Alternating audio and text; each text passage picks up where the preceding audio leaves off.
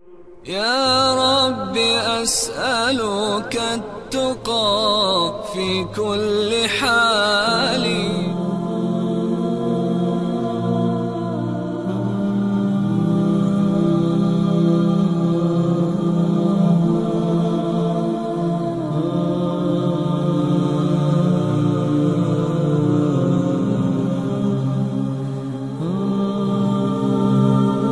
السلام علیکم ورحمۃ اللہ وبرکاتہ۔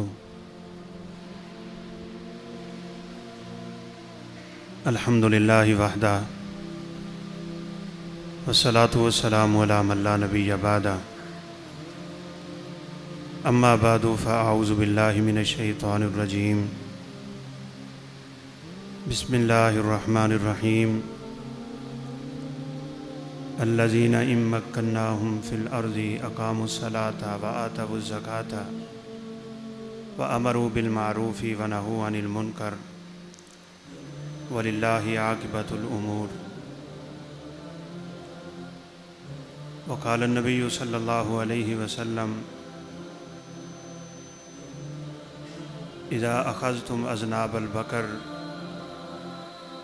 ورضیتم بالزرع وترکتم الجہاد سلط اللہ علیکم الذلہ لا ينزعها عنکم حتی ترجعوا الی دینکم او کما قال علیہ الصلاۃ والسلام۔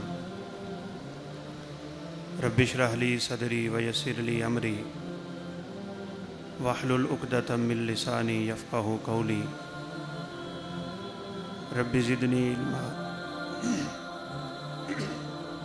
سبحانک لا علم لنا الا ما علمتنا انک انت العلیم الحکیم۔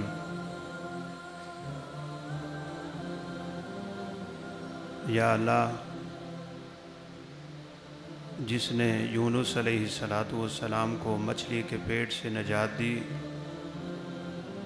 امت مسلمہ کے مظلوم مسلمانوں کو کافروں کے چنگل سے نجات نصیب فرما۔ یا اللہ، ہمارے حالات پہ رحم فرما، مظلوم مسلمانوں کی مدد فرما۔ یا اللہ، ان کے شہیدوں کی شہادتوں کو قبول فرما، لواحقین کو صبر جمیل نصیب فرما، بیماروں کو شفاء کاملہ عاجلہ نصیب فرما۔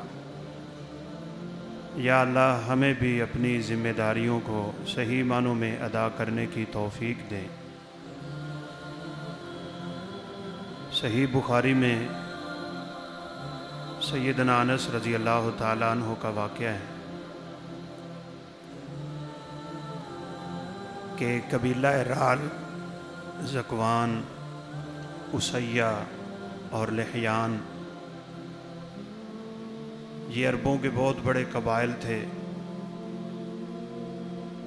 تو رسول اللہ صلی اللہ علیہ وسلم کی خدمت میں حاضر ہوئے،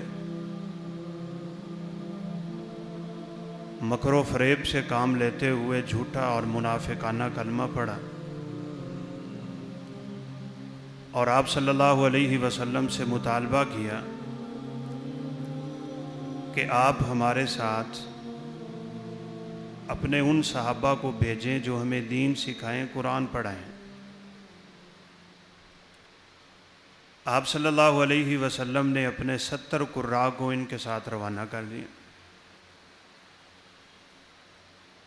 انس رضی اللہ تعالیٰ عنہ فرماتے ہیں، یہ بیچارے دن کو کام کاج کرتے تھے اور رات بھر اللہ کے سامنے قیام کرتے تھے۔ ان لوگوں نے مدینہ سے باہر نکل کے 70 کے 70 قراء کو گھیر کے شہید کر دیے۔ اسلام کا ابتدائی دور تھا، حفاظ کرام کی کمی تھی،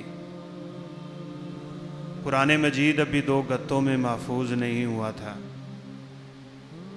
رسول اللہ صلی اللہ علیہ وسلم کو اس واقعے نے اتنا بے چین کر دیا، اتنا پریشان کر دیا کہ آپ 1 مہینہ مسلسل فجر کی نماز میں دوسری رکعت کے رکوع کے بعد ان کے خلاف بد دعائیں کیا کرتے تھے۔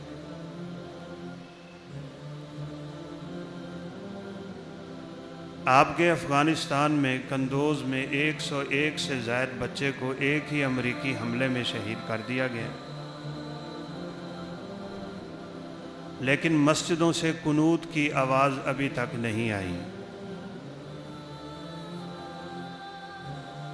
جب ہم اجتماعی طور پہ اور مشترکہ طور پہ رسول اللہ صلی اللہ علیہ وسلم کی سنتوں کو بھلانا شروع ہو جائیں گے تو امت مسلمہ کا انجام یہی ہوگا۔ بہت سے اسباب، بہت سے حل علماء بیان بھی کرتے ہیں، لکھے لکھائے بھی جاتے ہیں،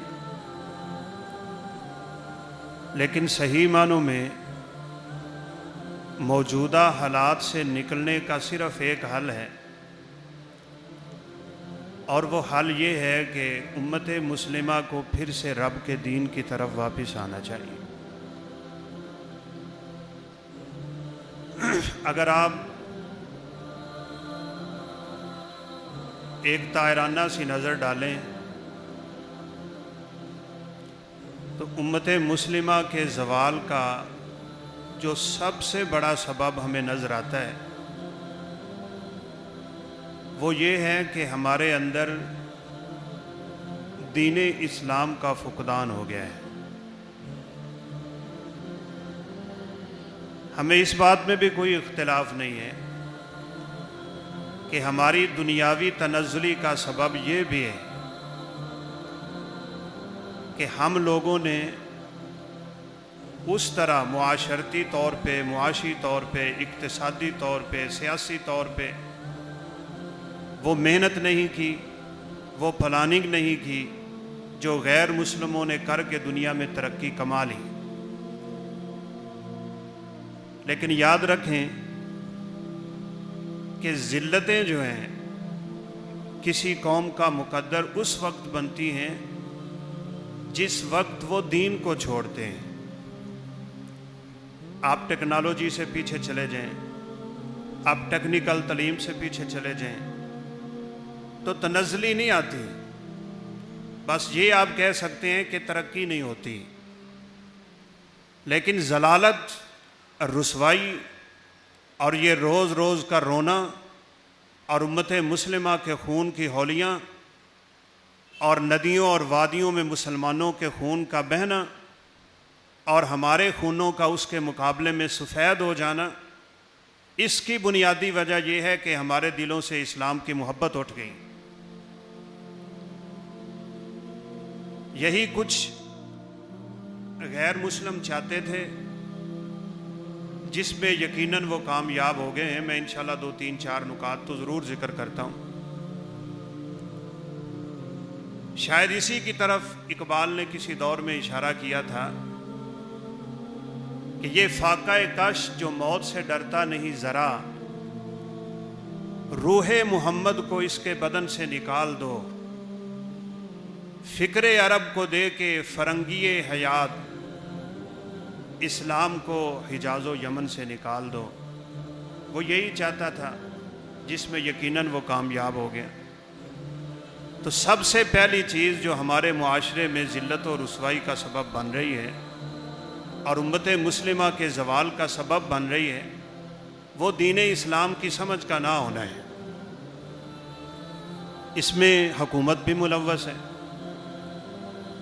اس میں دینی مدارس بھی ملوث ہیں، اس میں سکول و کالجز بھی ملوث ہیں، اس میں یونیورسٹیاں بھی ملوث ہیں، اور اس میں ہم سب کو ماننا پڑے گا کہ ہم میں سے ہر بندہ ملوث ہے۔ مدارس میں دینی تعلیم ہے، اس میں کوئی شک نہیں، میری بات سے کسی کو اختلاف بھی ہو سکتا ہے، لیکن وہ نظام جو ایک پرانا درس نظامی کا چلا آ رہا ہے، ہم اسی پہ اپنے مدارس کو برقرار رکھے ہوئے ہیں۔ اقتصادیات کی کوئی تعلیم نہیں، سیاسیات کی کوئی تعلیم نہیں، معاشیات کی تو کوئی تعلیم نہیں، اور دنیاوی تعلیم ہمارے مدارس میں بالکل نہ ہونے کے برابر ہے۔ ایک نظام ہے شاید جس کو اہل مدارس بدلنا نہیں چاہتے، ان کی ذمہ داری، اس کے مقابلے میں ہمارا نصاب تعلیم جو سکولوں، کالجوں اور یونیورسٹیوں کا ہے وہ تو اللہ حفیظ والامان والی بات، اس میں دین نام کی کوئی چیز ہی نہیں۔ وہاں کا طالب علم یونیورسٹی سے پڑھا ہوا، کالج سے نکلا ہوا، اعلیٰ ڈگری حاصل کرنے والا، وہ رب کعبہ کی قسم کلمہ توحید کی شرطوں کو نہیں جانتا، اسے لا الہ الا اللہ کے تقاضے نہیں آتے، اسے اس کا مفہوم نہیں آتا، اس کے معنی نہیں آتے، اسے شاید وہ قائد اعظم کے 14 نکات تو بڑے خوبصورت آتے ہوں گے، لیکن رسول اللہ صلی اللہ علیہ وسلم کی صلح حدیبیہ کی شرطوں کا اسے کوئی پتہ نہیں۔ قائد اعظم کی زندگی پہ وہ نوٹ لکھ سکتا ہے، وہ علامہ اقبال کے حالات لکھ سکتا ہے، وہ سر سید احمد خان کی زندگی کے بارے میں بہت کچھ جانتا ہے، اور پھر اس سے بڑھ کے آج کا وہ طفل مکتب، وہ ان کریکٹروں کی، ان گلوکاروں کی، ان فنکاروں کی، ان دنیا داروں کی زندگیوں کو بڑی خوبصورت جانتا ہے، لیکن اس سے رسول اللہ صلی اللہ علیہ وسلم کا پورا نام پوچھ لیں اس کو نہیں آتا۔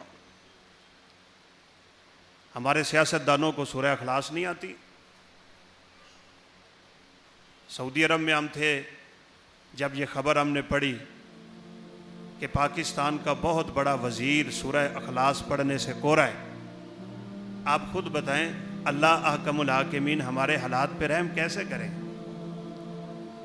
ہر بندہ ہم میں سے اپنے طور پہ سوچے، میں اپنے دین کے بارے میں کتنا جانتا ہوں، کتنا پہچانتا ہوں، اور پھر اس کے مطابق کیسے زندگی گزارتا ہوں، میرے شب و روز کیسے گزرتے ہیں، میرے لیل و نہار کیسے گزرتے ہیں، میرا اپنے رب سے تعلق کیسا ہے، میرا رسول اللہ صلی اللہ علیہ وسلم کے ساتھ کیسا تعلق ہے، میں فرمان الہی کو کتنا جانتا ہوں، میں نبی کائنات علیہ الصلوۃ والسلام کے فرمان کو کتنا پہچانتا ہوں، اس کے لیے میں کیا کر رہا ہوں، کیا تگ و دو کی جا رہی ہے، اس کے لیے میں کیا کچھ سمجھ رہا ہوں یا نہیں۔ یقیناً آپ یہ واقعہ جانتے ہوں گے کہ رسول اللہ صلی اللہ علیہ وسلم نے فرمایا، صحیح بخاری کی روایت ہے کہ ایک شخص گائے کو لے کے جا رہا تھا، تو چلتے چلتے وہ گائے کے اوپر سوار ہو، گائے چلی نہیں، اس نے ڈنڈا پکڑا، اس کی پیٹھ پہ ڈنڈا مارا، تو گائے بول کے کہنے لگی انا لم نخلق لہذا انما خلقنا للحرث، ہم اس کام کے لیے پیدا نہیں ہوئی جو تو ہم سے لینا چاہتا ہے، ہم تو کھیتی باڑی کے لیے پیدا ہوئی ہیں۔ لوگ تعجب سے کہنے لگے سبحان اللہ ان البقرہ یتکلم، گائے باتیں کرتی ہے؟ آپ صلی اللہ علیہ وسلم نے فرمایا، باوجود اس کے کہ ابو بکر عمر محفل میں نہیں تھے، فرمایا میرا اور ابو بکر عمر کا ایمان ہے کہ گائے باتیں کرے گی۔ یہ واقعہ ہمارے لیے کتنا بڑا سبق ہے۔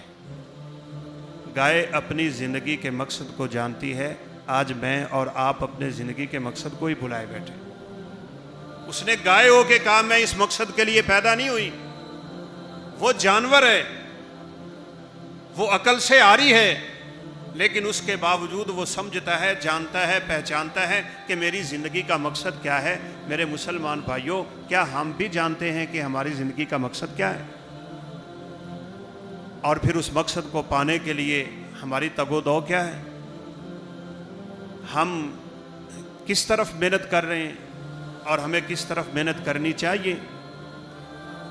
یہ ذلتیں، یہ رسوائیاں، یہ مسلمانوں کا خون سفید ہونا اور ان کے خون کی قیمت کا ختم ہو جانا، یہ یقیناً اس کی بنیادی وجہ یہ ہے کہ آج مسلمان اپنے رب کے دین کو چھوڑ رہے ہیں۔ رسول اللہ صلی اللہ علیہ وسلم بدر کے میدان میں، آج ہم سب لوگ سوشل میڈیا سے واقف ہیں، ہم فیس بک پہ دیکھتے ہیں، ہم واٹس ایپ پہ دیکھتے ہیں، ہم یوٹیوب پہ دیکھتے ہیں کہ ہمارے مسلمان بھائیوں کا کیا حال ہو گیا ہے، لیکن کیا اس وقت میں نے کبھی ایسے بھی کیا ہو کہ فجر کی نماز کے وقت اللہ کے سامنے کھڑا ہو گیا ہوں اور میں نے مصلی پہ اپنی جبین رکھ دی ہو، سجدے میں رو رو کے اپنے رب سے ان مسلمان بھائیوں کے حالات کے لیے دعائیں کی ہوں کہ یا اللہ ان کے حالات کو بدل دے، ان کے حالات پہ رحم کر، یا اللہ ہمارے مسلمانوں پہ اجتماعی طور پہ اپنی رحمتوں کا نزول کر دے۔ ہماری بدعمالیوں کی وجہ سے، ہماری بدکاریوں کی وجہ سے آج امت مسلمہ ذلت و رسوائی کے دہانے میں گرتی چلی جا رہی ہے۔ یا اللہ تو اس امت کو اس مصیبت سے چھٹکارا دے دے، وہی تو ہے وَإِن يَمْسَسْكَ اللَّهُ بِضُرٍّ فَلَا كَاشِفَ لَهُ إِلَّا هُوَ۔ آج تو میں اتنا بھی فریضہ ادا نہیں کر رہا، بس صرف سوشل میڈیا پہ تصویر کو آگے، پکچر کو آگے شیئر کر دینا، اس کے نیچے کوئی 2-4 کمنٹس لکھ دینا، اس کو میں سمجھتا ہوں کہ میں نے اپنا حق ادا کر دیے۔ میری اور آپ کی ذمہ داری ہے، میں کچھ نہیں کر سکتا، وہ حکومتوں کا کام ہے فوجوں کو بھیجنا اور بین الاقوامی تعلقات کے اوپر معاملات پہ ڈیل کرنا، لیکن میں جو کر سکتا ہوں مجھے وہ کرنا چاہیے۔ میری سب سے پہلی ذمہ داری یہ بنتی ہے کہ میں اپنے گناہوں کی زندگی سے توبہ کر لوں اور یہ سمجھوں کہ میرے گناہوں کی بدولت میرے مسلمان بھائیوں پہ ظلم ہوتا ہے۔ یہ بات روز روشن کی طرح واضح ہے، ایک مسلمان کی نیکیوں کا اثر اور نتیجہ پوری امت مسلمہ پہ ہوتا ہے، اور اس کی بدعمالیوں کی سزا، اس کا وبال صرف اسی کی ذات تک خاص نہیں ہوتا، یہ آپ یاد رکھیں۔ ہم لوگوں کی آج یہ بھی کمزوری ہے، ہمیں کوئی خیر کی بات کر دے تو ہم کہتے ہیں جی تو آپ دی قبر جانا ہے، اسی آپ دی قبر جانا ہے، تم نے اپنے اعمال کا بدلہ لینا ہے، ہم نے اپنے اعمال کی سزا لینی ہے، تم نے اپنی زندگی کا حساب دینا ہے، ہم نے اپنی زندگی کا، تو اپنا کام کر، مجھے اپنا کام کرنے دے۔ میرے دوستوں بزرگوں، یہ فکر انتہائی گھٹیا ہے اور انتہائی کہہ لیں کہ قبیح ترین ہے۔ رسول اللہ صلی اللہ علیہ وسلم کا فرمان ہے اور دین کے فقدان کی ہی وجہ ہے آج ہم یہ فریضہ بھی ادا نہیں کر رہے، الامر بالمعروف والنہی عن المنکر۔ اللہ تعالیٰ جزائے خیر دے ان لوگوں کو جو اس کوشش اور کاوش میں لگے ہوئے ہیں۔ آپ نے فرمایا جب تم نیکی کا حکم نہیں دو گے اور برائی سے لوگوں کو منع نہیں کرو گے، تمہارے اوپر رب کے عذاب آئیں گے۔ یہ عذاب ہی تو ہے جو غوطہ کے مسلمانوں پہ برس رہا ہے، افغانستان کے مسلمانوں پہ بمباریاں ہو رہی ہیں، کشمیر کے حالات انتہائی اس حالت میں چلے گئے ہیں کہ اللہ حکم الحاکمین ہماری حالت پہ رحم کرے۔ اس کی بنیادی وجہ یہ ہے کہ یہ اللہ کا عذاب مسلمانوں پہ نازل ہوتا ہے، اور ہوتا اس وقت ہے جب رسول اللہ صلی اللہ علیہ وسلم نے فرمایا تم اس فریضے سے سب قدوش ہو جاتے ہو اور اس کو پس پشت ڈال دیتے ہو۔ فرمایا اللہ کی قسم کہ جس کے ہاتھ میں میری جان ہے، تم میں سے ہر بندہ نیکی کا حکم کیا کرے۔ آج ہماری مصیبت یہ بھی ہے کہ ہم نے یہ ذمہ داری صرف علماء کے کندھوں پہ ڈال رکھی۔ یہ ہماری ذمہ داری بنتی ہے جب معاشرہ اجتماعی طور پہ نیکی کی طرف راغب ہوتا ہے اور برائی سے دور ہوتا ہے تو اللہ حکم الحاکمین مسلمانوں کے حالات تبدیل کر دیا کرتے۔ فلولا قریۃ کانت آمنت فنفعہا ایمانہا الا قوم یونس۔ رسول اللہ صلی اللہ علیہ وسلم کی حدیث پڑھ کے دیکھیں، قوم یونس کا تذکرہ پڑھ کے دیکھیں۔ سیدنا یونس علیہ السلام ان کو عذاب کی خوشخبری سنا کے، عذاب کی وعید سنا کے علاقہ سے نکل گئے۔ فرمایا یہ حالت ہوگی، یہ علامت ہوگی، آسمان رنگ بدلے گا اور اس کے بعد آسمان سے تمہارے لیے عذاب نازل ہوگا۔ جب انہوں نے یہ علامت دیکھی تو پورے کے پورے علاقے والے رب کے سامنے گڑ گڑانے کے لیے باہر نکل آئے۔ تھے تو وہ کافر، تھے تو مشرک، تھے تو رب کے نافرمان، اللہ کے باغی، آخرت اور عاقبت کو نہ ماننے والے۔ ہم تو پھر بھی مسلمان ہیں اللہ کے فضل سے۔ انہوں نے آ کے رب کے سامنے التجائیں شروع کر دیں۔ اللہ حکم الحاکمین نے ان سے عذاب کو ہٹا لیا اور سیدنا یونس علیہ السلام کو پکڑ لیا۔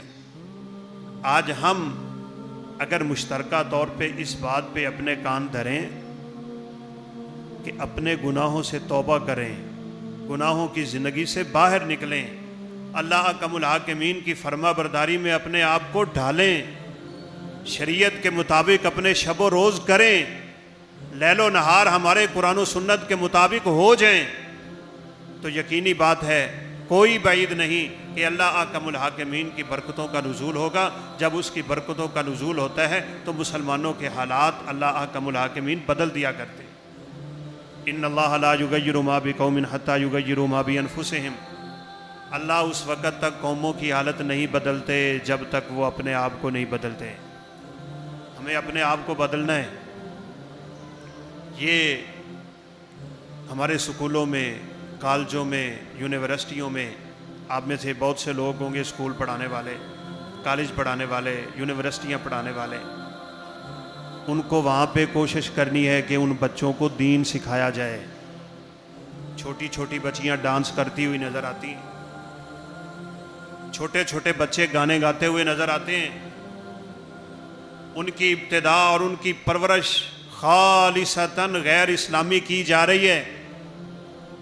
ہم اپنی آنکھیں بند کر کے کبوتر کی طرح دیکھ رہے ہیں کہ معاشرہ کیا کر رہا ہے۔ ذمہ داریاں بنتی ہیں، آپ وہاں پہ جائیں، جو وہاں پہ تدریس کر رہا ہے وہ اپنی پوری کوشش کرے اس ماحول کو تبدیل کرنے کی۔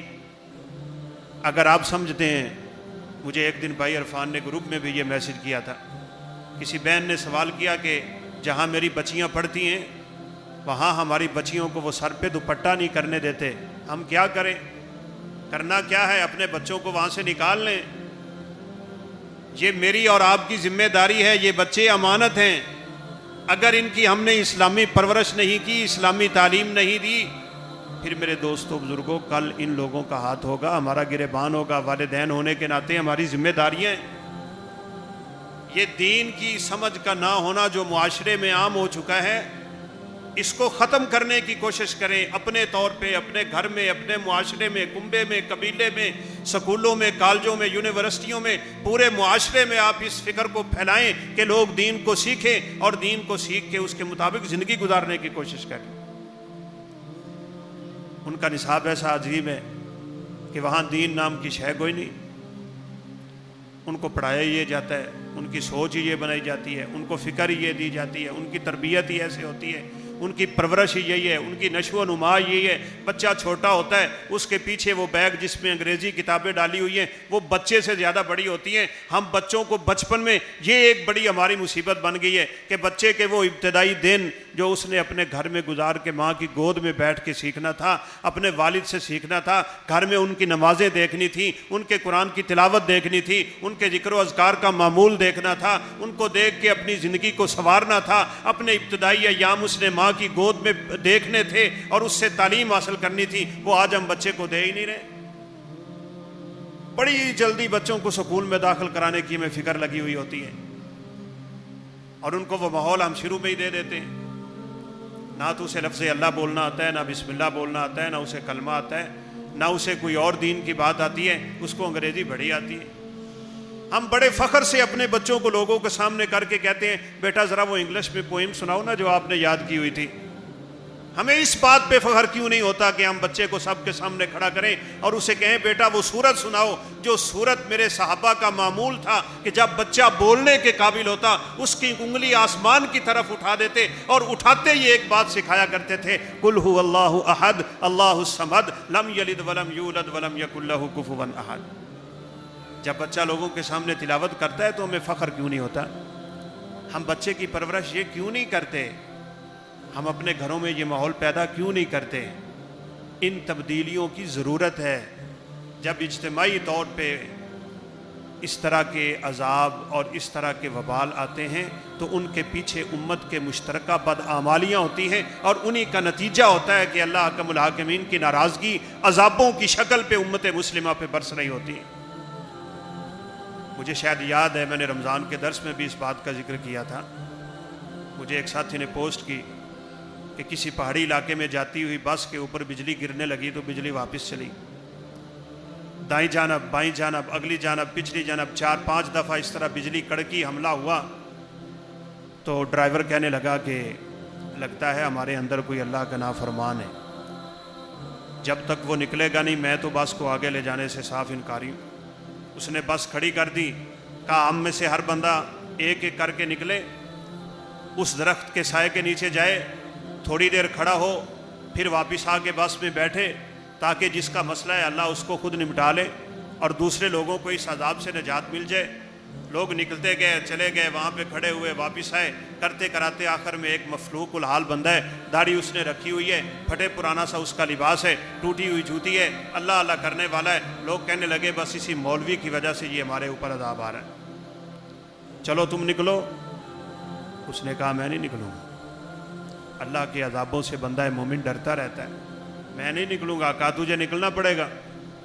نہیں نکلے، اس کو کھینچا تانا، اس نے سیٹ کو ہاتھ ڈالا، ادھر پکڑا ادھر پکڑا، اس کو دھکا دیا، بس سے باہر گرایا، الماری بند کی اور بس لے کے نکل گئے۔ وہم یہی تھا، گمان یہی تھا، ان کا سوء ظن یہی تھا کہ اسی مولوی کی وجہ سے آسمان سے بجلی ہمارے اوپر آ رہی ہے۔ 4 فرلانگ بس آگے چلی، آسمان سے بجلی گری اور پوری کی پوری بس کو جلا کے راکھ کر۔ یہ ایک نیک بندہ تھا کہ جس کی نیکیوں کی بدولت سب بچ رہے تھے۔ آج میری نیکیوں کا صلہ صرف میری ذات تک خاص نہیں ہے، یہ یاد رکھیں، اس کا اثر معاشرے پہ ہوتا ہے، کنبے قبیلے پہ ہوتا ہے، قوم و فرد پہ ہوتا ہے، پوری ملت اسلامیہ پہ ہوتا ہے۔ اللہ نیکیوں سے راضی ہوتے ہیں اور برے اعمال سے اللہ ناراض ہوتے ہیں۔ جب رب ناراض ہوتا ہے تو پھر اپنے عذاب بھیج کے وہ دنیا والوں کو ڈرانا شروع کر دیتا ہے۔ وَلَنُذِيقَنَّهُم مِّنَ الْعَذَابِ الْأَدْنَىٰ دون العذاب الاکبر لعلہم یرجعون۔ اللہ فرماتے ہیں بڑے عذابوں سے پہلے ہم چھوٹے عذاب بھیجتے ہیں، شاید لوگ واپس دین کی طرف آ جائیں۔ اور یہی حدیث مبارکہ میں نے ابتدا میں پڑھی۔ رسول اللہ صلی اللہ علیہ وسلم نے فرمایا جب تم کھیتی باڑیوں میں مشغول ہو جاؤ گے، ہم نے آج ہی صحیح بخاری میں روایت پڑھی، رسول اللہ صلی اللہ علیہ وسلم کے ایک صحابی نے کسی دوسری صحابی کے ہاتھ میں وہ کھیتی باڑی کا سامان دیکھا تو فرمانے لگے تجھے حدیث سناؤں جو میں نے اللہ کے پیغمبر سے سنی ہے۔ اللہ کے پیغمبر نے فرمایا ہے کہ یہ کھیتی باڑی والے آلات جس کے گھر میں داخل ہو جاتے ہیں اس کے گھر میں ذلت اور رسوائی داخل ہو جاتی ہے۔ وجہ مشغول ہی اتنا ہو گیا ہے کھیتی باڑی میں، مشغول ہی اتنا ہو گیا ہے تجارت میں، اسے دکان سے فرصت نہیں، اسے کاروبار نماز نہیں پڑھنے دیتا اور بڑے دعوے سے کہتا ہے کہ دکان اتنی چلتی ہے کہ میرا مسجد میں جانے کو بھی ٹائم نہیں ملتا۔ اللہ کے بندے اس وقت یہ کہا کر کہ اللہ احکم الحاکمین کے عذاب کی شکل ہے کہ میں اتنا بدبخت ہو گیا ہوں کہ میرا رب مجھے اپنے سامنے جھکنے کی توفیق ہی نہیں دے رہا۔ حالانکہ کھیتی باڑی کی فضیلت بڑی ہے۔ رسول اللہ صلی اللہ علیہ وسلم نے فرمایا جو بندہ کوئی کھیتی باڑی کے لیے کام کرتا ہے، فصل لگاتا ہے، غلہ اگاتا ہے، درخت لگاتا ہے، اس کے اوپر پھل لگتے ہیں، کوئی چرندہ کوئی پرندہ کوئی حیوان یا انسان اس سے کھاتا ہے تو اللہ قیامت تک اس کے لیے صدقہ جاریہ بنا دیتے ہیں۔ لیکن اسی کام میں جب مشغول ہو کے دین کو پیچھے کر دیتا ہے تو پھر فرمایا یہ آلات جس کے گھر میں داخل ہوتے ہیں وہاں ذلتیں داخل ہوتی ہیں۔ آپ صلی اللہ علیہ وسلم نے یہی فرمایا جب تجارتوں کو تم پکڑ لو گے، کھیتی باڑی پہ راضی ہو جاؤ گے، جانوروں کی دمیں تمہارے ہاتھ میں ہوں گی، ہر وقت ٹریکٹر کی چابی تمہارے ہاتھ میں ہے، دکان کی چابیوں کے علاوہ کوئی شے کوئی نہیں، گاڑی کی چابی گھماتا ہے، سیر سپٹے کرتا ہے، کوئی نماز نہیں، روزہ نہیں، زکوٰۃ نہیں، حج نہیں، نیک اعمال کوئی نہیں، کوئی صدقہ نہیں، خیرات نہیں، کوئی ذکر نہیں، اذکار نہیں، امر بالمعروف نہیں، نہی عن المنکر نہیں، بدعمالیوں کی زندگی میں پھنسا ہوا ہے، 70-80 سال کی عمر کو پہنچ کے بھی ابھی اس کے چہرے پہ داڑھی نہیں آئی، اس نے شلوار ٹخنوں سے اوپر نہیں اٹھائی، اپنی زبان پہ سچ کو جاری نہیں کیا، رشتہ داروں سے تعلق نہیں مضبوط کیا، ان سے رشتے توڑے ہوئے، ناطے توڑے ہوئے، ان سے بدعملیوں کی بدولت دور سے دور ہوتا چلا جا رہا ہے اور اتنی باتیں کرتا ہے کہ میں نے زندگی بھر ان کو اپنے دروازے پہ آنے نہیں دینا۔ جب ان اعمال میں امت پڑ جائے گی تو میرے دوستوں بزرگوں پھر بتاؤ اللہ احکم الحاکمین ہمارے اوپر اپنی رحمت کیسے کریں؟ رسول اللہ صلی اللہ علیہ وسلم نے ایک دعا صحابی کو سکھائی تھی، آپ بھی سیکھیں، ہم درسوں میں اس کا اشارہ بھی کرتے ہیں۔ آپ نے صحابی کو 4 باتیں سکھائیں۔ آپ نے فرمایا کہا کر سبحان اللہ، الحمدللہ، اللہ اکبر، لا الہ الا اللہ، یہ 4 کلمات پڑھا کر کیا ہوگا؟ فرمایا جب تو کہے گا سبحان اللہ تو مت سمجھ کہ یہ تیری صرف زبان کا کلمہ ہے، اللہ احکم الحاکمین عرش معلیٰ پہ کہتے ہیں سادہ کا عبدی، وہ دیکھو میرا بندہ کتنے سچے کلمے بول رہا ہے، اللہ تیرے اس کلمے کا جواب دیتے ہیں۔ پھر تو الحمدللہ کہتا ہے، اللہ اکبر کہتا ہے، لا الہ الا اللہ کہتا ہے، تیرے ہر کلمے کا اللہ جواب دیتے چلے جاتے ہیں۔ فرمایا جب تو ان چاروں کلمات سے فارغ ہو پھر تو 3 کلمے اور بولا کر، اللہم اغفر لی، اللہم ارحمنی، اللہم ارزقنی۔ یہ آپ یاد کریں، یہ پڑھیں، یہ دیکھنے کو چھوٹے کلمے ہیں لیکن حقیقت میں ان کی برکتیں بہت ہیں۔ اللہم اغفر لی جب آپ کہتے ہیں یا اللہ میرے گناہوں کو بخش دے، اللہ احکم الحاکمین کی طرف سے آواز آتی ہے، ولی عبدی ما سأل، میرا بندہ جو سوال کر رہا ہے میں نے اسے عطا کر دیا۔ اللہم ارحمنی، اللہ میرے اوپر رحم کر۔ اللہ جب گناہ بخش دے تو اس کی رحمتیں ہمارے اوپر آتی ہیں۔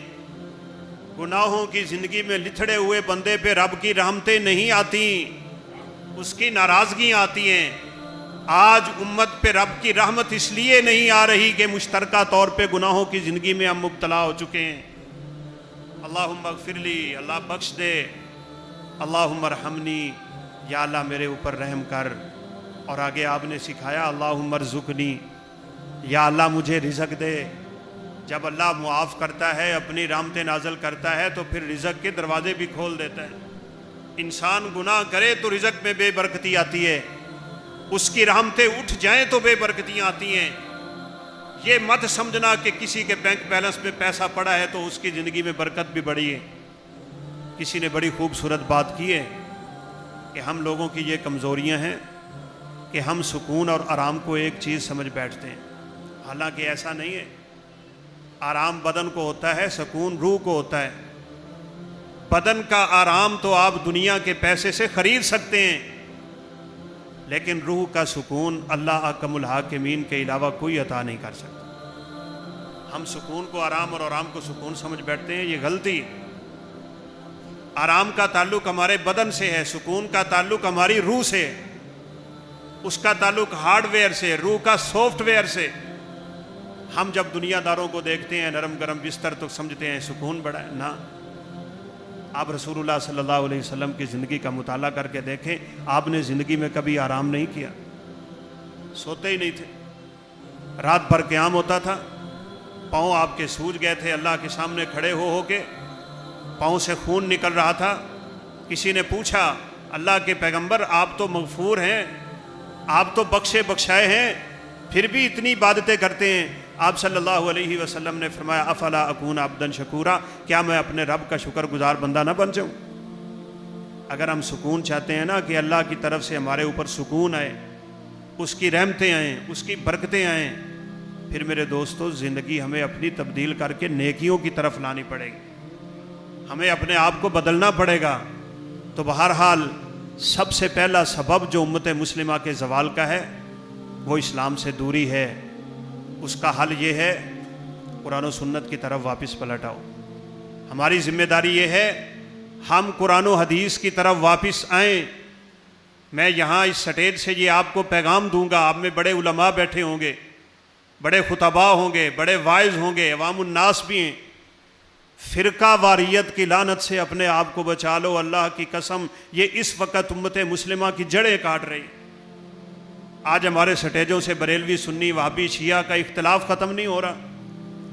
یہی اختلاف تو ہوتا ہے جو امت کے زوال کا بہت بڑا سبب بن جاتا ہے۔ رسول اللہ صلی اللہ علیہ وسلم تشریف فرما تھے، ایک صحابی نے دوسرے صحابی کی قرات سنی قرآن مجید کی دوسرے الفاظ میں، چونکہ اللہ تعالیٰ نے قرآن مجید کو 7 قراتوں میں نازل کیا، تو وہ ناراض ہو گئے، پکڑ کے آپ کی خدمت میں لے آئے، کہا اس نے وہ قرات کی ہے جو آپ نے مجھے پڑھائی نہیں۔ اختلاف کر رہے تھے، رسول اللہ صلی اللہ علیہ وسلم کا چہرہ غصے سے لال ہو گیا، فرمایا اسی اختلاف کی وجہ سے پہلی امتیں برباد ہوئی ہیں۔ یہی تنازع، یہی اختلاف، یہی شدت پسندی، یہ کفر کے فتوے، یہ تکفیر کے فتوے، یہ دوسروں کو دائرہ اسلام سے خارج کرنے والی باتیں، اس کے پیچھے نماز نہیں ہوتی، وہ سارے گستاخ ہیں، وہ سارے بدعتی ہیں، وہ سارے مشرک ہیں، یہی باتیں تو امت مسلمہ کا اس وقت بیڑا غرق کیے جا رہی ہیں۔ اس وقت تو اتفاق و اتحاد کی بڑی ضرورت ہے۔ اس وقت میرا ملک ان باتوں کا ذرا بھر متحمل نہیں، رب کعبہ کی قسم۔ نکال دو ان باتوں کو، لوگوں کو عقیدے درست نہیں ہیں، تم بات کرتے ہو کہ فروعی مسائل چھیڑ کے نعوذ باللہ من ذالکا، ٹھیک ہے ان باتوں کی اپنی اہمیت اور وقت ہے، لیکن اس وقت سب سے بڑی ضرورت یہ ہے کہ امت مسلمہ میں اتفاق و اتحاد کی صورتیں پیدا کی جائیں۔ اور وہ صورت کیسے پیدا ہو سکتی ہے؟ اس کا ایک حل ہے، بس صرف ایک حل ہے۔ جاؤ دنیا جہان کی کتابیں پڑھ لو، اگر کوئی دوسرا حل مل جائے۔ وہ رسول اللہ صلی اللہ علیہ وسلم خود بتا کے گئے ہیں۔ آپ نے اپنی آخری عمر کے آخری دنوں اور آخری لمحوں میں بتا دیا، فرمایا ترکت فیکم امرین لن تضلوا ما تمسکتم بہما، دو چیزیں تمہیں دے کے جا رہا ہوں، جب انہیں مضبوطی سے تھام لوگے کبھی گمراہ نہیں ہوگے، یہ تفرقہ بازی ختم ہو جائے گی، تم ایک سٹیج پہ جمع ہو جاؤ گے۔ وہ دو چیزیں کون سی ہیں؟ ایک اللہ کی کتاب ہے اور دوسری رسول اللہ صلی اللہ علیہ وسلم کی سنت ہے۔ آج کرنے کو تو باتیں بڑی ہیں، ہم میں سے کتنے لوگ ہیں جو سنت سے پیار کرتے ہیں؟ کتنے لوگ ہیں جو سنت کو اور رسول اللہ صلی اللہ علیہ وسلم کے فرامین کو اپنے تمام قول و فعل اور کردار و گفتار پہ مقدم سمجھتے ہوں؟ کوئی حال نہیں رہ گیا ہمارا۔ مسلمان ہے چہرے پہ داڑھی نہیں، مسلمان ہے شلوار ٹخنوں سے نیچے، یعنی سنتوں کو اپنانا تو دور کی بات ہے، ہم حرام کاموں میں اتنا پڑ گئے ہیں کہ سنت کا دور دور تک ہمیں خیال نہیں رہ گیا۔ میں آپ کو ایک چھوٹا سا واقعہ سناتا ہوں۔ رسول اللہ صلی اللہ علیہ وسلم کے پاس ایک عورت آ گئی اور آگے کہنے لگی، اللہ کے پیغمبر میرے باپ بیمار ہیں، میرے گھر کے 2 پورشن ہیں، وہ نیچے ہیں، میں اوپر ہوں، میرے خاوند جہاد کے لیے یا غزوے کے لیے یا دور دراز کے سفر کے لیے نکلے ہیں، اور مجھے یہ پیغام دیا ہے کہ میں ان کی اجازت کے بغیر اپنے گھر سے باہر رات نہیں گزار سکتی، آپ اگر اجازت دے دیں، میرے والد انتہائی بیمار ہیں، بہت زیادہ بیماری میں مبتلا ہیں، میں ان کے پاس جا کے رات گزار لوں۔ فرمایا بیٹی اگر تیرے خاوند نے کہا تھا تو پھر تجھے رات اپنے گھر میں ہی گزارنی چاہیے۔ آج کتنی میری مائیں بہنیں بیٹیاں ہیں جو اپنے خاوندوں کے حقوق کا خیال رکھتی، کتنے خاوند ہیں جو اپنی بیویوں کے حقوق کا خیال رکھتے ہیں۔ ہماری اجتماعی حالت دیکھیں، اولاد والدین کے حقوق سے بری ہوگی، والدین اپنے اولاد کے حقوق سے بری، ہم ہمسائے کے حقوق نہیں سمجھتے، شاگرد استاد کے حقوق نہیں سمجھ رہا، استاد اپنے شاگردوں کے حقوق نہیں سمجھ رہے، ہم امت مسلمہ کے حقوق نہیں سمجھ رہے۔ ان چیزوں کی ضرورت ہے، ان کی طرف واپس آئیے، دین کا مطالعہ کیجئے، دین ہم سے کیا چاہتا ہے، دیکھیے پھر کیسے اللہ احکم الحاکمین ہمارے حالات تبدیل کرتے ہیں۔ جب آپ نے فرمایا کہ بیٹی تم رات ادھر ہی گزارو، میں بھی تجھے یہی کہوں گا اپنے خاوند کی نافرمانی نہ کر۔ رات کو باپ کے سسکنے کی آوازیں آتی رہیں، اس کے رونے کی آواز آتی رہی، اس کے تڑپنے کی آواز آتی رہی، بیٹی تھی رات بھر جاگتی رہی، نیند کیسے آ سکتی تھی؟ رات اسی طرح گزاری، فجر طلوع ہوئی، جلدی سے باپ کے پاس گئی، دیکھا تو باپ اللہ کو پیارا ہو گیا۔ قلق ہے، اضطراب ہے، بے چینی ہے، بڑا غم ہے، دکھ ہے، رنج ہے دل میں، کاش میرے باپ کا سر ہوتا، میری گود ہوتی، میری آنکھیں ہوتی، اس کا چہرہ ہوتا، میں دیدار کرتی، اسے کلمہ پڑھاتی، میرا باپ تھا کیسے تڑپ تڑپ کے فوت ہوا ہوگا، لیکن میں نے اپنے پیغمبر کی بات کو مانا ہے۔ ابھی ان تخیلات میں بیٹھی تھی، رسول اللہ صلی اللہ علیہ وسلم تشریف لائے، فرمایا بیٹی مجھے بڑی اچھی طرح علم ہے تیری رات کیسے کٹی ہوگی، تیرے باپ کا منظر اور عالم کیا ہوگا، تم دونوں نے کیسے رات گزاری ہوگی، لیکن تجھے یہ سن کے خوش ہو جانا چاہیے، تیرے اوپر رات گزارنے کی وجہ سے اللہ نے تیرے باپ کو معاف کر کے جنت کا داخلہ دے دیا۔ سنت رسول میں سب کچھ ہے، دین میں سب کچھ ہے، عقل میں نہیں، فلسفے میں نہیں، اپنی توہم پرستی میں نہیں، ہر چیز کو اللہ کے نبی کی بات کے سامنے قربان کر دو اگر چاہتے ہو امت مسلمہ کے حالات تبدیل ہو جائیں۔ چاہتا ہم میں سے ہر ایک ہے، لیکن جب عمل کی باری آتی ہے تو پھر میرے دوستو کام بہت کمزور، بہت کمزور۔ میں نے تو ایک سکھ کی بات سنی، سن کے شرم آتی ہے۔ وہ کسی مسلمان کو پتہ کیا کہہ رہا تھا؟ وہ کہہ رہا تھا اللہ کے بندو کچھ شرم کرو، کچھ حیا کرو، تم کس نبی کے امتی ہو، اس نبی کا مقام کیا ہے، اس امت کی فضیلت کتنی ہے، تمہیں رب نے کتنا مقام دیا ہے۔ کہنے لگا کہ ہم اپنے گرو کے کہنے پہ، جو نہ نبی ہے نہ رسول ہے، نہ وہ کوئی ایسا ہے کہ جس کو رب نے اختیار کر دیا ہو، ایک گرو کے کہنے پہ اپنے زیر ناف بال تک نہیں مڑواتے اور تم اپنے نبی کے روکنے کے باوجود داڑیاں مڑوا دیتے ہو. اس کی سنت تم نالیوں میں بہاتے ہو, اس کی سنت کا مذاق اڑاتے ہو.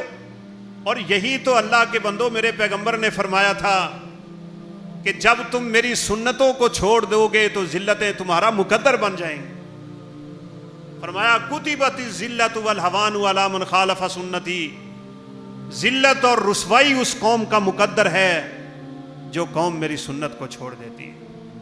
آج دیکھ لیں کیا حال ہے.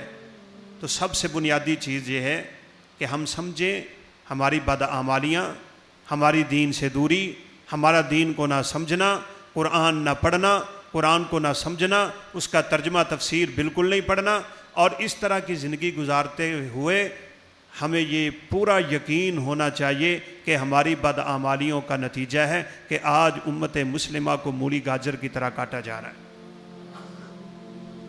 یہ حالات تبدیل ہو سکتے ہیں لیکن اسی طرح ہوں. بدر کا مقام تھا, رسول اللہ صلی اللہ علیہ وسلم کی ذات تھی, آپ کے کندھے سے چادر گر رہی ہے, آپ رب کے سامنے روتے روتے گڑ گڑاتے گراتے نیچے گر رہے تھے, اور اتنی آوازیں اللہ اپنے رب سے آپ التجائیں کر رہے تھے. آپ کی آواز میں ایسا درد تھا, ایسا سوز تھا, ایسا انداز تھا کہ سیدنا ابو بکر صدیق کو کہنا پڑا اللہ کے پیغمبر بس کریں, اتنا زیادہ نہ کریں, انشاءاللہ اللہ آپ کو ذلیل نہیں کرتا, کل فتح اور کامرانی کامیابی آپ کا مقدر بن جائیں گے. ہم کتنا مانگتے ہیں اپنے رب سے, ہم کتنا روتے ہیں اپنے رب کے سامنے. ہمارے آنکھوں رب کعبہ, ہمارے تو آنسو اللہ کی قسم خشک ہو گئے, دل سخت ہو گئے, آنکھوں سے آنسو نہیں آتا. ان کے حالات دیکھ کے ہمارے دلوں میں کتنا رحم آتا ہے, کتنی دعائیں اٹھتی ہیں. ان چیزوں کی ضرورت ہے میرے دوستو. اور پھر اس کے بعد بڑے اسباب ہیں. دوسرا اہم سبب جو ہم سمجھتے ہیں وہ یہود و ہنوز اور عیسائیوں کی وہ سازشیں ہیں جو امت مسلمہ میں بے حیائی کے فروغ کے لیے وہ استعمال کر رہے ہیں. اس کو سمجھو. یہ انٹرنیٹ کیا ہے, یہ میرے اور آپ کے ہاتھ میں موبائل کا غلط استعمال کیا ہے, یہ ہمیں دین سے اتنا دور کیے جا رہا ہے کہ آپ دیکھ لیں آج ہمارے معاشرے کا کیا حال ہوگا. یہ دور کی نہیں, یہ آج سے 10 سال پہلے کی بات ہے. بس 10 سال کے اندر ہمارے ملک میں اتنی تبدیلی آ گئی ہے اسی انٹرنیٹ کی وجہ سے. اپنے بچوں کے ہاتھوں سے ان موبائلوں کو چھین لو اگر چاہتے ہو کہ ہماری آنے والی نسل برباد نہ ہو. پورا زور ہے, پورا حملہ ہے کہ آنے والے وقت میں پاکستان اور اہل پاکستان سے اسلام کو چھین لیا جائے. اس کو سمجھو, اس ذمہ داری کو ادا کرو. یہ ہماری ذمہ داریاں بنتی ہیں کہ اپنے آپ کو اس فتنے سے باہر نکالو. جن لوگوں نے آپ کے ہاتھوں میں موبائل دے دیا ہے انہی کے ملکوں میں 15 سے 17 سال کے بچے پہ پابندی ہے کہ وہ انٹرنیٹ یوز نہیں کر سکتا. آج تیرا میرا بچہ بولنے کے قابل نہیں ہے اور وہ ٹچ موبائل کا پورا ماہر ہے. آج اسی انٹرنیٹ نے میری بہن کے سر سے دوپٹہ اتار دیا, میرے دل سے میرے والدین کی قدر کو اٹھا لیا, مجھے ہی اپنوں سے دور کر کے دین اسلام سے دور کرتا چلا جا رہا ہے. اور ہم دین سے دور ہوتے چلے جا رہے ہیں, لیکن سمجھ نہیں رہے کہ یہ فتنہ امت مسلمہ کے لیے زہر قاتل کی شکل اختیار کر رہا ہے. مسند احمد کی ایک روایت ہے, رسول اللہ صلی اللہ علیہ وسلم جا رہے تھے, سامنے سے ایک عورت کا گزر ہوا جس کے بدن پہ خوشبو لگی ہوئی آپ تک پہنچ گئی. آپ صلی اللہ علیہ وسلم نے اس کو ایسے الفاظ کے ساتھ پکارا تھا, فرمایا یا امت الجبار, او عذابوں والے رب کی بندی, تجھے پتہ نہیں کہ تو یہ کیا کر کے آ رہی ہے, کدھر جا رہی ہو؟ کہا اللہ کے پیغمبر مسجد جا رہی ہوں. آپ نے فرمایا ایسی عورت کی تو اللہ نماز ہی قبول نہیں کرتے, تو کدھر جا رہی ہے خوشبو لگا کے؟ آج کیا حال ہے ہماری بہنوں کا, ہماری بیٹیوں کا, امت مسلمہ کی بیٹی کا کیا حال ہے؟ دوپٹے گلے میں ڈال کے, زرق برق لباس پہن کے پوشیدہ, اور نعوذ باللہ ایسی تنگ شرٹیں اور ایسی ان کی چال چلن اور ٹھمک ٹھمک کی آوازیں. امت مسلمہ اس فتنے میں اس قدر مبتلا ہو گئی کہ نظر کی حفاظت کرنا بھی مشکل ہوگی. ہاں یہاں میری اور آپ کی ذمہ داری ہے، امت مسلمہ کے حالات پہ رحم چاہتے ہو، اس ذمہ داری کو ادا کرو، جاؤ پورے قرآن کا مطالعہ کر لو، کہیں قرآن نے یہ نہیں کہا کہ برائی نہ کیا کرو، بلکہ قرآن کی آواز یہ ہے اس کے قریب نہ جایا کرو، ان ذرائع کو ختم کرو کہ جن کی ذرائع کی وجہ سے انسان برائی میں مبتلا ہوتا ہے۔ غض بصر ہے، اپنی آنکھ کی حفاظت کرو، عورتیں اپنی آنکھوں کی حفاظت کریں، یدنین علیہن من جلابیبہن، اپنے سروں سے پیروں تک چادریں پھینکیں۔ آج لوگ کہتے ہیں جی پردہ دل کا ہوتا ہے، اللہ کے بندو اگر پردہ دل کا ہوتا ہے تو ازواج مطہرات نے یہ چادریں کیوں پہنی تھیں؟ نعوذ باللہ ان کا دل کوئی برا تھا؟ وہ نبی کی بیویاں ہو کے چادریں پہن کے نکلتی ہیں، اور یہ آج اس پرفتن دور میں چہرے کھلے رکھ کے، اور پھر اس سے زیادہ فتنہ اور ظلم یہ کہ تنگ لباس پہن کے آج امت مسلمہ کی بیٹی جب اس ملک پاکستان میں چل رہی ہوتی ہے، وہ کیا جانتی ہے اور کیا پہچانتی ہے کہ غوطہ کے مسلمانوں کا ہمارے اوپر حق کیا ہے، اور ان کے اوپر جو حالات گزر رہے ہیں اس کے بارے میں میری ذمہ داری کیا ہے؟ وہ تو کسی دیندار کی بات سننے کے لیے تیار نہیں ہے۔ اس کے ذہن میں تو یہ ڈال دیا گیا ہے کہ یہ مولوی، یہ مسجد، یہ ملا، یہ مدرسہ، یہ دین کی تعلیم، یہ اسلام، مسلمان، اہل اسلام، یہ ترقی میں سب سے بڑے رکاوٹ ہیں۔ اس ذمہ داری کو سمجھو، اپنی بیٹیوں کی خالصتاً دینی تعلیم پہ مبنی پرورش کرو، ذمہ داری ہے۔ اور ہاں اس ذمہ داری کو بھی سمجھ لو، اپنے بچوں کی شادیاں کرنے لگو تو ایسی عورت کا انتخاب کرنا جو دیندار ہو۔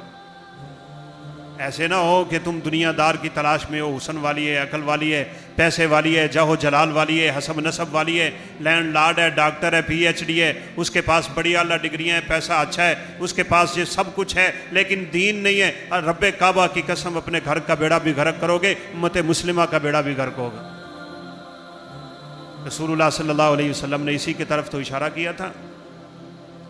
آپ صلی اللہ علیہ وسلم نے فرمایا عورت کو 4 چیزیں دیکھ کے انسان اختیار کرتا ہے، لمالہا ولی جمالہا ولی حسبہا ولی دینہا فاظفر بذات الدین تربت یداک۔ کچھ مال دیکھتے ہیں، کچھ حسن دیکھتے ہیں، کچھ اس کا حسب نسب اور خاندان دیکھتے ہیں، کچھ لوگ دین دیکھتے ہیں۔ فرمایا دین والی عورتوں کو ترجیح دو۔ ہماری مائیں بہنیں بیٹیاں سمجھیں، رسول اللہ صلی اللہ علیہ وسلم نے فرمایا تھا مجھے اپنی امت پہ سب سے بڑے جس فتنے کا ڈر ہے وہ عورتوں کا فتنہ ہے۔ ان کو کوئی ایسی نوکری نہ کرنے دو جو مردوں کے شانہ بشانہ کھڑی کرتی ہو۔ بڑی سوچی سمجھی سازش ہے، پورے سکول میں ایک استانی، باقی سارا عملہ مردوں کا، اور ادھر ٹیچروں کے عملے میں ایک مرد۔ یہ کیا ہو رہا ہے؟ یہ آپ کے ملک کو تبدیل کرنے کی سازشیں ہو رہی ہیں۔ چھڑواؤ اپنی بیٹی کو ایسے سکول سے۔ اور یہ ذمہ داری بھی سمجھیں،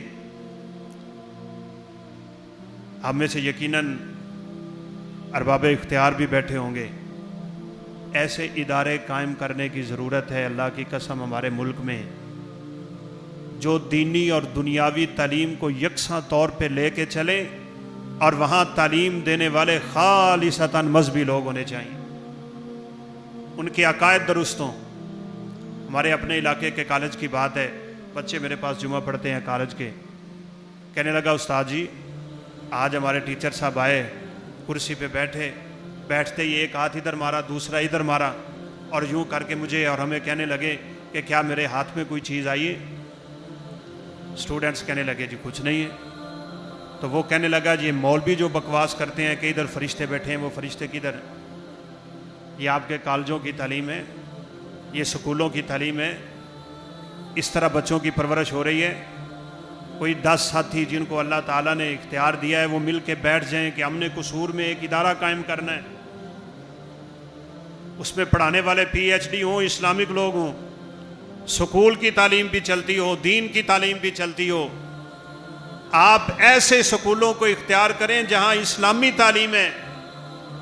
میں مانتا ہوں اس میں کمزوریاں ہماری کہ شاید اس طرح کے معیاری ادارے ہمیں بالکل میسر نہیں آ سکے، لیکن اتنی التجا بھی ہے، اپنے سکولوں میں اپنی بچیوں کو تعلیم دلوا کے ان کا ایمان اور اخلاق تباہ کر کے اگر آپ سمجھتے ہیں کہ میں نے بچی کو اچھی ڈگری اور اچھی نوکری دلوا کے کامیابی حاصل کر لی ہے، اللہ کی قسم یہ آپ کے ذہن کی بہت بڑی خرابی ہے۔ صرف 5 کلاسیں پڑھی ہو لیکن دین جانتی ہو، وہ دیندار ہو، وہ معاشرے کو سنبھالنے والی ہو، وہ اپنے بچوں کی اسلامی تربیت کرنا جانتی ہو، وہ اپنے خاوند کے حقوق کو جانتی ہو۔ وقت ختم ہو رہا ہے، اس عورت کا تذکرہ ضرور کرنا چاہتا ہوں۔ ابو طلحہ رضی اللہ تعالیٰ عنہ، بیٹا بیمار ہے، ہر دن گھر آتے ہی پوچھتے تھے بچے کا کیا حال ہے۔ ایک دن کیا ہوا، بچہ فوت ہو گیا، گھر میں اکیلی ماں ہے۔ ان ماؤں کے تذکرے پڑھنے کی ضرورت ہے۔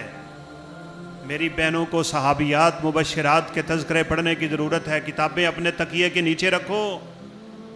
میرے بھائیوں، آپ سیرت کی کتابیں پڑھیں، آپ خلفائے راشدین کی زندگیوں کا مطالعہ کریں، آپ صحابہ کرام رضوان اللہ علیہم اجمعین کے درخشاں پہلوؤں کو دیکھیں۔ سونے سے پہلے یہ کتابیں پڑھی کریں۔ اللہ ان لوگوں پہ کتنا راضی ہوگا اور ان کی وجہ سے اللہ امت مسلمہ پہ کتنی برکتیں نازل کرتا ہوگا۔ ہمارے ایک استاد جی تھے مدینہ یونیورسٹی میں، سیر اعلام النبلاء، اتنی بڑی کتاب ہے، شاید ایک بندے کے اٹھانے کے بس کی بات نہیں ہے۔ استاد جی فرمانے لگے میرے تکیے کے نیچے ہوتی ہے، میں سونے سے پہلے جب تک اس کا مطالعہ نہیں کرتا تب تک مجھے نیند نہیں آتی، اور کہنے لگے کہ اب تک میں 3 دفعہ اس کتاب کو ختم کر چکا ہوں۔ آج میرا مسلمان بھائی سونے سے پہلے موبائل دیکھتا ہے، آخری نظریں اس کی فیس بک پہ ٹکی ہوئی ہوتی ہیں، اور انہی مسلمانوں کے حالات پہ وہ کلک بھی کر رہا ہے، شیئر بھی کر رہا ہے، جن پہ آج نعوذ باللہ من ذالک کا ظلم و ستم کے بازار گرم ہے، اور صرف اس کو پڑھ کے پوسٹ کر کے چپ کر کے سو جاتا ہے۔ اسے یہ بھی پتہ نہیں کہ سوتے ہوئے میں نے کیا کرنا تھا، کون سے اذکار کرنے تھے، کون سی صورتیں پڑھنی تھیں، سنت کیا تھی سونے میں۔ بھائیو، اپنی زندگی کو تبدیل کرنا پڑے گا۔ اب یہ ماں ہے، ممتا ہے، ایک بچہ ہے، خود نہلایا، اس کو کفن دیا، گھر کے کونے میں لٹایا، اوپر کپڑا رکھا، صرف ایک وجہ تھی کہ جب خامد آ کے سوال کرے گا، اگر آتے ہی اسے پتہ چلا کہ بیٹا تو فوت ہو گئے، اس کے ذہن پہ کیسا گزرے گا، اس کو دھچکا لگے گا، اس کو افسوس ہوگا، وہ غم لاحق ہوگا۔ میں اپنے خامد کو گھر میں داخل ہوتے ہوئے غم نہیں دینا چاہتی۔ یہ دیندار عورت ہے۔ دینداروں کے حالات اس طرح ہوتے ہیں۔ داخل ہوئے، مہمان ساتھ تھے، پوچھا بچے کا کیا حال ہے، جواب دینے لگی کہ بچہ اب آرام میں ہے۔ انہوں نے سمجھا اللہ نے صحت دے دی۔ مہمانوں کو کھانا کھلایا، رات کا وقت تھا، بیوی کے ساتھ رات گزاری، میاں بیوی والے تعلق قائم کیے، اور اس کے بعد جب سکون کی حالت میں ہوئے تو فرمانے لگیں کہ آپ سے ایک بات کرنا تھی، یہ بتائیں کہ اگر کوئی شخص امانت دیتا ہے تو اس کی امانت واپس کرنی چاہیے یا نہیں؟ کہا امانت تو واپس کرنی چاہیے۔ کہا اللہ نے جو ہمیں امانت دے دی تھی وہ واپس لے لیے۔ پریشان ہو گئے، میرا بیٹا فوت ہو گیا، گھر میں میت تھی، میں نے میاں بیوی والے تعلق قائم کر لیے۔ صبح رسول اللہ صلی اللہ علیہ وسلم کی خدمت میں حاضر ہوئے۔ اللہ کے پیغمبر، رات کو میرے ساتھ تو یہ واقعہ ہو گئے، میری بیوی نے بتایا نہیں، لیکن اس اللہ کی بندی نے کیوں نہیں بتایا؟ میرا خاوند پریشان نہ ہو۔ کیسا صبر کیا ہے اس نے، کیسے اپنے خاوند کے حقوق کا خیال رکھا ہے اس نے، کہاں سے پی ایچ ڈی کی، کہاں سے سائنس پڑھی، کہاں سے ٹیکنالوجی پڑھی، اس نے کون سے جغرافیے کے مسائل حل کیے ہوئے تھے۔ وہ اللہ کی بندی صرف ایک بات جانتی تھی، اللہ کے فرمان کو اور نبی صلی اللہ علیہ وسلم کے فرمان کو۔ وہ قرآن و سنت کا جاننے والی ہے۔ آپ صلی اللہ علیہ وسلم نے فرمایا مجھے علم ہو گیا ہے، فرشتے نے خبر دے دی ہوگی، وہی نازل ہو گئی ہوگی۔ فرمایا اللہ تمہاری اس رات میں برکت رکھے گا۔ اس عورت نے بڑا صبر والا کام کیا ہے۔ امام بخاری رحمۃ اللہ علیہ لکھتے ہیں اللہ تعالیٰ نے ان کو 9 بیٹے دیے تھے، 9 کے 9 حافظ قرآن تھے۔ آج اپنی بچیوں کو کون سی تعلیم دلوا رہے ہو؟ اسلامی تعلیم دلواؤ۔ یہ دوسرا بڑا فتنہ جو ہمارے معاشرے میں بے حیائی کی شکل میں ابھر پڑا ہے نا، اس کو ختم کرنے کی سرتوڑ کوششیں کرو۔ اپنے بچوں کے ہاتھوں میں موبائل نہیں ہونا چاہیے، یہ میری بات یاد رکھیں۔ یہ کارٹون آپ سمجھتے ہیں کارٹون کچھ بھی نہیں ہے، ان کارٹونوں کے اندر آپ کے بچے کے لیے ایسا خطرناک پیغام ہوتا ہے کہ آپ کے تصور سے باہر۔ یہ دین سے دوری، یہ والدین سے دوریاں، ان سے سوچوں کو ہٹانا اور بچوں کو صرف اس موبائل اور انٹرنیٹ کے ساتھ لگانا، یہ بہت بڑا فتنہ اور حملہ ہے۔ آپ صلی اللہ علیہ وسلم انہی باتوں کی طرف اشارہ کر گئے۔ آپ نے فرمایا ایک فتنہ دامہ آئے گا، ایسا کالا سیاہ فتنہ جس سے کوئی گھر بچ نہیں پائے گا۔ وہ آج میرے دوستو ہمارے سامنے، ہمارے امت کے مشترکہ مسائل میں اس میں بھی کوئی شک نہیں ہے کہ ہماری بین الاقوامی پالیسیاں بہت کمزور ہیں، لیکن اس میں ہماری ذمہ داری کیا ہو سکتی ہے؟ ہماری ذمہ داری ایک ہے کہ یہ کرنے کے کام تو حکمرانوں کے ہیں، یہ ذمہ داریاں تو ان کی ہیں، لیکن ہم ان حکمرانوں کے لیے دعائیں کیا کریں۔ رسول اللہ صلی اللہ علیہ وسلم نے فرمایا قرب قیامت ایسے حکمران آئیں گے، اپنے حقوق تم سے زبردستی لیں گے، تمہارے حقوق ادا نہیں کریں گے۔ صحابہ فرمانے لگے اللہ کے پیغمبر ہم ان کے خلاف جہاد نہ کریں، ان کے خلاف تلوار لے کے نہ نکل آئیں؟ آپ نے فرمایا نہیں، ما داموا یصلون، جب تک وہ نماز پڑھتے ہیں، کلمہ پڑھتے ہیں، وہ مسلمان ہیں، تم اپنے حقوق کا سوال اپنے رب سے کیا کرو، دعائیں کیا کرو کہ یا اللہ ہمارے ان مسلمانوں کو اور ان اسلامی حکمرانوں کو اسلام کی دولت نصیب فرما دے۔ تو بہرحال اور بھی بہت سے اسباب ہیں، لیکن بنیادی جو چیزیں تھیں میں نے ان کی طرف اشارہ کر دیا ہے، جن میں سب سے پہلے نمبر پہ ہماری دین سے دوری ہے۔ اس کے لیے ہماری ذمہ داری ہے ہم اپنے آپ کو بھی، اپنے معاشرے، کنبے قبیلے کو دین کی طرف راغب کریں۔ دوسرا فتنہ بے حیائی انٹرنیٹ کا ہے، اس سے اپنے آپ کو محفوظ کریں، اور اس طرح دیگر جو چیزیں ہیں ان سب کا ایک ہی حل ہے، اور وہ اللہ حکم الحاکمین کے سامنے رونا ہے، دھونا ہے، گڑ گڑانا ہے، دعائیں کرنا ہے۔ اللہ تعالی ہم سب کو توفیق دے کہ ہم اسلام کے مطابق اپنے زندگی کو گزاریں، ہماری زندگی اسلام کے مطابق ہو۔ اللہ ہمیں سعادت کی زندگی اور شہادت کی موت نصیب فرمائے۔ اللہ امت مسلمہ کے حالات پہ رحم فرمائے۔ اللہ حکم الحاکمین ہم سب کو فتنوں سے محفوظ فرمائے۔ اللہ مسلمانوں کی مدد فرما، جو مسلمان مظلوم ہیں ان پہ اللہ اپنے فرشتوں کا نزول فرما۔ ان کافروں، یہودیوں، عیسائیوں کو یا اللہ نیست و نابود فرما، ان ظالموں کو ظالموں کے ذریعے برباد فرما۔ یا اللہ ہمارے روحانی جسمانی جو بیمار ہیں ان کو شفاء کاملہ عاجلہ نصیب فرما۔ اللہ حکم الحاکمین سے دعا ہے اللہ تعالی ہمارا یہ بیٹھنا، بولنا، سننا، سنانا اپنی بارگاہ میں قبول فرمائے، اور اس پروگرام کا انعقاد کرنے والوں کو اللہ اپنی رحمتوں کی برکھا اور لپیٹ میں لے لے۔ وآخر دعوانا ان الحمدللہ۔